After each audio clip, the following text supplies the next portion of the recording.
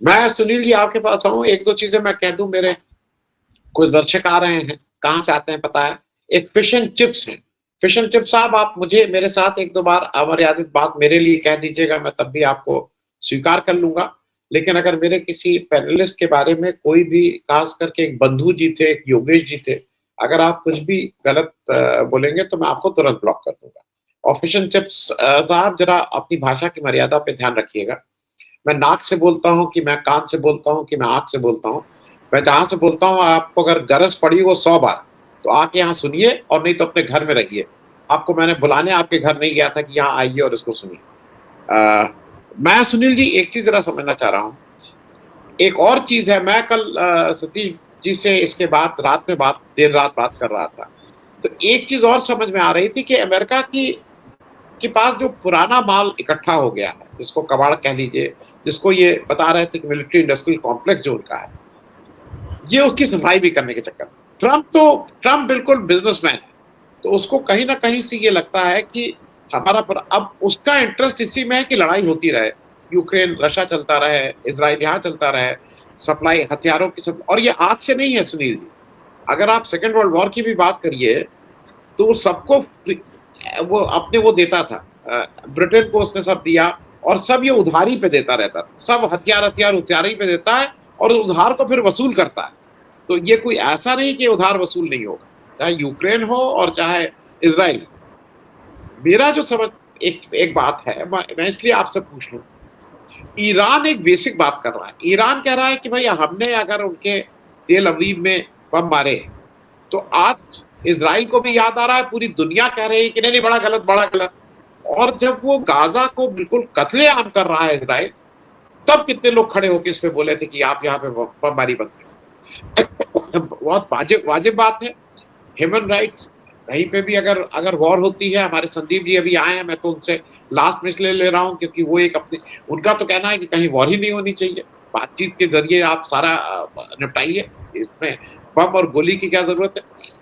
लेकिन अभी ये जो एक एक ट्रम्प पिक्चर क्रिएट करना चाह रहे हैं, लेकिन ईरान कहीं ना कहीं बहुत से लोगों के प्रतिनिधित्व के रूप में उस आइडेंटिटी के साथ वहां लड़ रहा है, क्योंकि उसकी सेकंड लीडरशिप करीब करीब खत्म।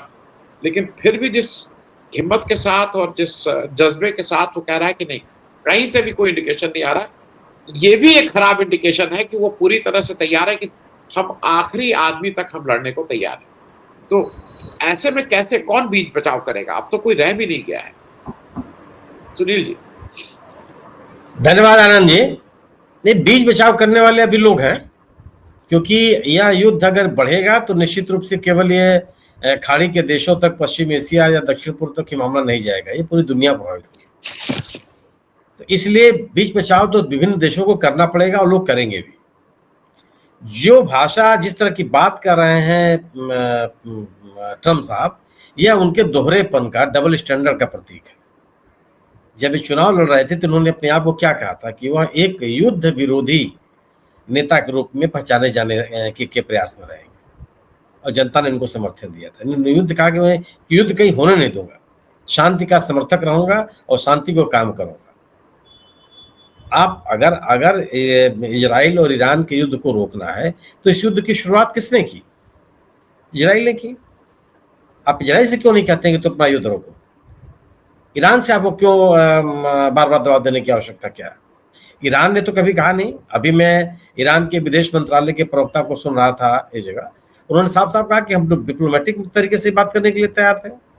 हम पहले भी तैयार थे, अमेरिका से हमारी बातचीत हो रही थी, 5 राउंड की हमारी बातचीत हो चुकी थी। हमने कभी भी संघर्ष को बढ़ावा नहीं दिया। वो एक बार भी नहीं कर रहे नहीं कुछ भी हो जाए हम बर्बाद हो जाएंगे, कुछ भी हो जाएंगे, लड़ाई लड़ते रहेंगे। वो कभी नहीं कर रहे हैं कि नहीं हम नेतन्याहू को भी टारगेट करेंगे, उन्होंने तो इस बात नहीं कही है। एक युद्ध, एक देश के ऊपर जब युद्ध थोप दिया जाए तो जो कार्रवाई करनी चाहिए वो ईरान कर रहा है। और आज जो ईरान को के खिलाफ इस लड़ाई को वैचारिक आधार देने की कोशिश की जा रही है कि वह इस्लामिक देश है और इसके पास कुछ भी नहीं होना चाहिए। 1953 में जब आपने सत्ता बदल दिया था, नहीं अमेरिकी लोगों ने उसकी चुनी हुई सरकार गिरा दी थी, तब कौन सा देश था वो? क्या तभी वहां पर इस्लामिक देश था? क्या इस्लामिक क्रांति हुई थी? एक चुनी हुई सरकार थी, मोहम्मद मोसाद्देह संभवतः वहां के प्रधानमंत्री थे, उनको हटा दिया गया था। तब सीआईए ने करोड़ों रुपए अरबों रुपए क्यों खर्च किए थे? आप अपनी अपनी विस्तारवादी सोच को एक वैचारिक मुलम्मा पढ़ाने चाहने का प्रयास करेंगे और लोगों को समझा लेंगे, दुनिया जान जाएगी। आप रजा साहब पहलवी को लेकर के चले आए। रजा साहब पहलवी के राज में तो कोई इस्लामिक व्यवस्था नहीं थी, किसी को हिजाब नहीं पहनना पड़ता था, बड़ी आजादी थी, बड़ा खुला समाज था। तब क्यों लोगों ने उनके सब समाज को पलट दिया? ईरान कैसे रहेगा यह तय करना ईरान के नागरिकों का है। ईरान के लोग अपनी सरकार को चुने, अपने तरीके से सरकार चलाए, बात समझ में आती। मैं मान के चलता हूं कि खमनी की सरकार कोई पॉपुलर सरकार वहां नहीं है, बहुत नाराजगी है लोगों के मन में। इसलिए नहीं है कि इस्लामिक व्यवस्था हुआ है वहां, पूरी की पूरी अर्थव्यवस्था चौपट है, बेरोजगारी आसमान पे है, महंगाई आसमान पे है, शिक्षा की हालत बहुत खराब है, स्वास्थ्य की हालत बहुत खराब है। जो देश दशकों से अब अंतरराष्ट्रीय प्रतिबंध झेल रहा हो, उसकी क्या स्थिति हो सकती है, इसकी कल्पना कर सकते हैं। एक सालों साल सैकड़ों साल पुराना देश है, एक अपनी परंपराओं के साथ तो चल रहा है, लेकिन विकास के जो मानक कहे जाते हैं उससे बहुत पिछड़ा। आज यही स्थिति है कि इतना बड़ा देश, कम से कम 10 करोड़ की जनसंख्या वाला देश है, इजराइल की तुलना में कई गुना बड़ा है। 90 लाख की जनसंख्या है पूरे के पूरे इजराइल की। बावजूद वह एक पिछड़ेपन का शिकार है, क्योंकि अंतरराष्ट्रीय जगह से उसके संपर्क एकदम कटे हुए, वो अपने तमाम तरह के प्रतिबंधों को झेल रहा है। बावजूद इसके सवाल इस बात का है कि कोई भी कैसा भी देश हो, आप कौन होते हैं तय करने वाले?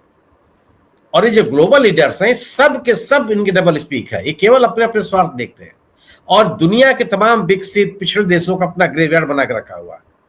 आप मैं अपनी आंख से जाके देखा हूं, युगांडा में, नामीबिया में, नाइजीरिया में, जो दक्षिण अफ्रीका के देश है, जितना अपना कूड़ा और आउटडेटेड टेक्नोलॉजी है सब झोंक रखा है, वहां पूरे पर्यावरण को बर्बाद करने पे लगे हुए हैं। किसी देश में जाकर के इन्होंने तरक्की थोड़े कर देते हो, विकसित समाज थोड़े बनाने का प्रयास करते हैं। और इनकी कोशिश केवल ईरान के साथ केवल स्थिति यही है कि ईरान इजराइल के उस ध्वंस को स्वीकार करने के लिए तैयार नहीं। अगर अगर अगर इजराइल को लेकर, अगर ईरान को लेकर के सवाल है कि उसके पास परमाणु अस्त्र नहीं होने चाहिए, दुनिया में किसी देश के पास नहीं होने चाहिए।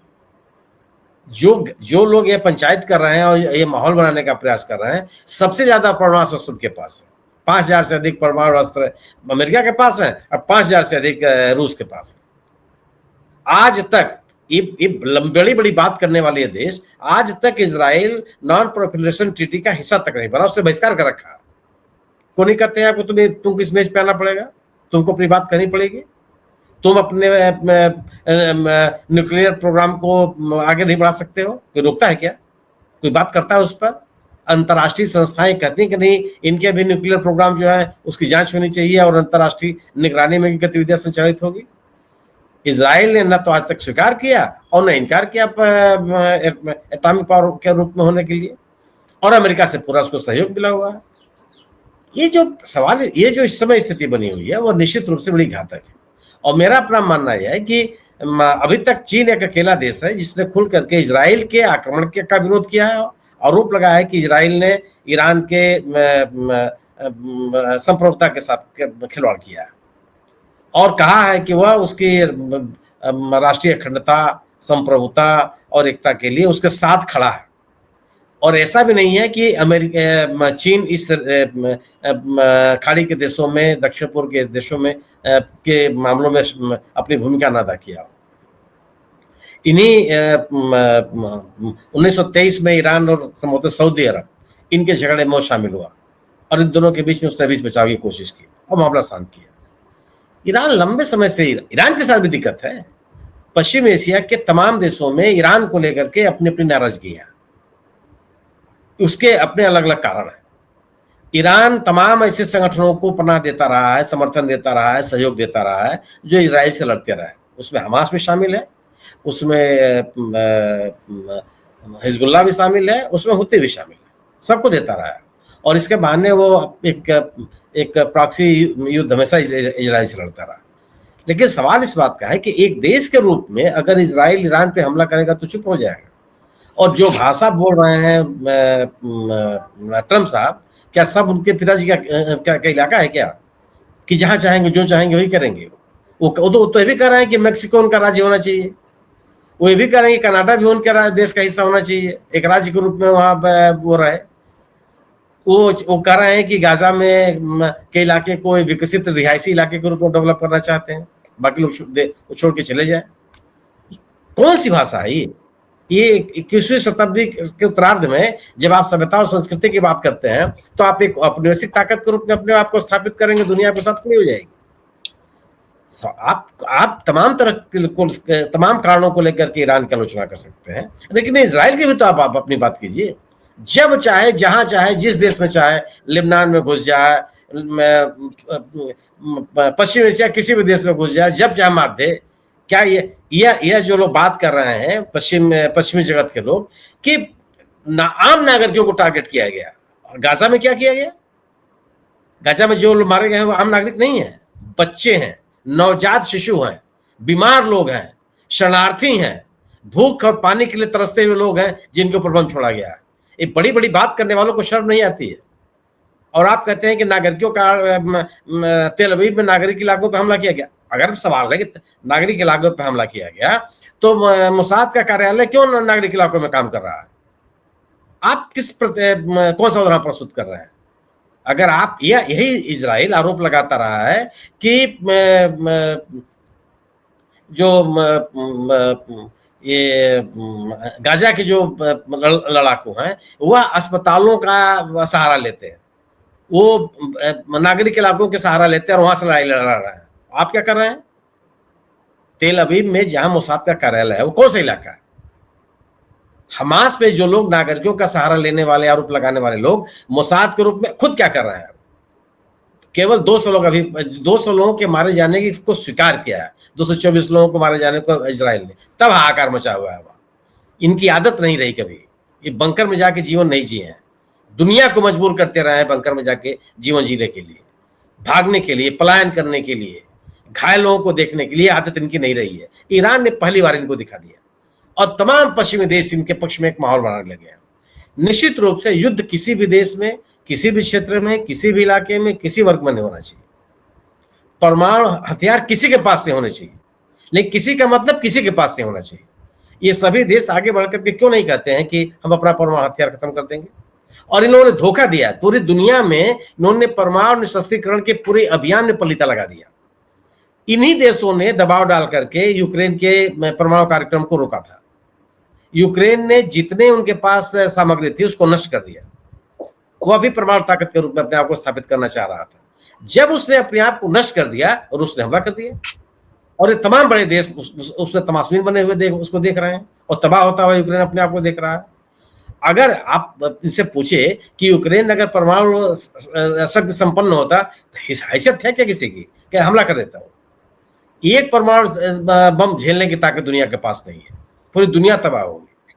तो आप तो दुनिया को प्रोत्साहित कर रहे हैं कि अगर आप अपने आप को सुरक्षित रखना चाहते हैं, अपनी संप्रभुता को बचाए रखना चाहते हैं, अगर आप अपने नागरिकों की सुरक्षा चाहते हैं तो परमाणु बम बनेगी। इसी तो आपने ला दिया। द्वितीय विश्व युद्ध के बाद एक जो पूरा माहौल बना था दुनिया में, और तमाम देश इस परमाणु निशस्त्रीकरण अभियान में शामिल हुए, इस संधि में सब दस्तखत किए, निशस्त्रीकरण के प्रति उन्होंने अपना समर्थन व्यक्त किया। आज पूरे के पूरे इस भावना को खत्म कर दिया आपने। क्यों? कि बड़ी ताकतें इन देशों को सुरक्षा का आश्वासन जो उन्होंने दिया था उसमें विफल रही है। इन छोटे देशों को, विकासशील देशों को अपना उपनिवेश बना के रखना चाहती है। इस पूरे घटनाक्रम में सबसे बड़ा दोषी कोई है तो इजराइल है, और इजराइल से भी बड़ा दोषी अमेरिका है। अमेरिका ने अगर अमेरिका चाह होता तो इजराइल के पास इतनी ताकत नहीं है कि वह उससे उनके इलाके में हमला कर लेता और इस तरह की भाषा भी करता। यह युद्ध खत्म होना चाहिए। और मेरा अपना मानना है कि ऐसा नहीं है कि अगर अमेरिका नहीं चाहेगा तो नहीं होगा। देश है, और अभी तो खबर आई है कि इजराइल चीन के 2 मालवाहक जहाज लैंड किए हैं ईरान में। अभी खबर आई कि सऊदी अरब ने ईरान के नागरिकों को निकालने से मना कर दिया। उन्होंने कहा कि जो ओवर स्टे चार्जेस लगते हैं कुछ नहीं लगेगा ईरानी नागरिकों को, वो जहां है वहां बने रहे। बातें हो रही थी कि जितने पूरे अरब देश हैं उन्हें बंटवारा हो जाएगा। सऊदी अरब अलग हो जाएगा, जो गल्फ काउंसिल के देश हैं, चाहे कुवैत हो, चाहे बहरीन हो, चाहे संयुक्त अरब अमीरात हो, ये तमाम देश 7-8 जो देश हैं वो ईरान के खिलाफ चले जाएंगे। कोई तो नहीं गया, 21 देश ईरान के पक्ष में चले आए।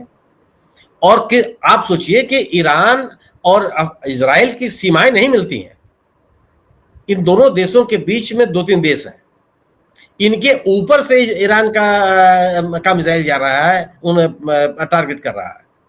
अगर उन देशों का समर्थन नहीं होता तो क्या एक भी मिसाइल चली जाती क्या वहां ऊपर, अगर वो इजराइल के साथ खड़े होते तो ये केवल एक पश्चिम देश के लोग, पश्चिम की मीडिया खासतौर से, और ये अपने आप को ग्लोबल लीडर होने का दावा करने वाले लोग एक माहौल बना रहे हैं उसका, और जो वैचारिक आधार देने की कोशिश किया है अमेरिका ने कि एक इस्लामिक देश और इस्लाम के खिलाफ और इस्लामी लोगों के पास तमाम जो बातें करनी शुरू, खमेनी ने भी इसी तरह की बात कही है, टेररिस्ट कहा इजराइल को कि हम उनके इस युद्ध का हम करारा जवाब देंगे। नेतन्याहू जाके बंकर में छिपे हैं, खमेनी तो नहीं है, खमेनी तो अपने लोगों के बीच में मौजूद है। पूरा देश ये सरकार, ये लोग, पश्चिम के लोग, अमेरिका के लोग, इजराइल के लोग, एक अनपॉपुलर सरकार जिसके खिलाफ लोग थे उसके पक्ष में लोगों को खड़ा कर दिया। तेहरान ने बड़ी संख्या में लोग इस सरकार के पक्ष में, और इस युद्ध के लिए सरकार ईरान को तैयार रहने के लिए बात करते हुए सड़कों पर निकल रहा है। इस युद्ध में शामिल होने के लिए मेरा अपना मानना यह है कि अमेरिका के लिए भी आसान नहीं होगा। अमेरिका में एक बड़ा वर्ग है जो इस युद्ध में अमेरिका के शामिल होने को लेकर खिलाफ है, वह इजराइल को सहायता देने को भी लेकर खिलाफ है। क्या होगा तो आने वाला समय बताएगा, लेकिन युद्ध खत्म होना चाहिए। और मेरा मानना है कि युद्ध को समाप्त करने के लिए अभी अंतर्राष्ट्रीय ताकतें हैं जो हस्तक्षेप करेंगी। अगर ये बढ़ेगा तो निश्चित रूप से पूरी दुनिया प्रभावित होगी। जी।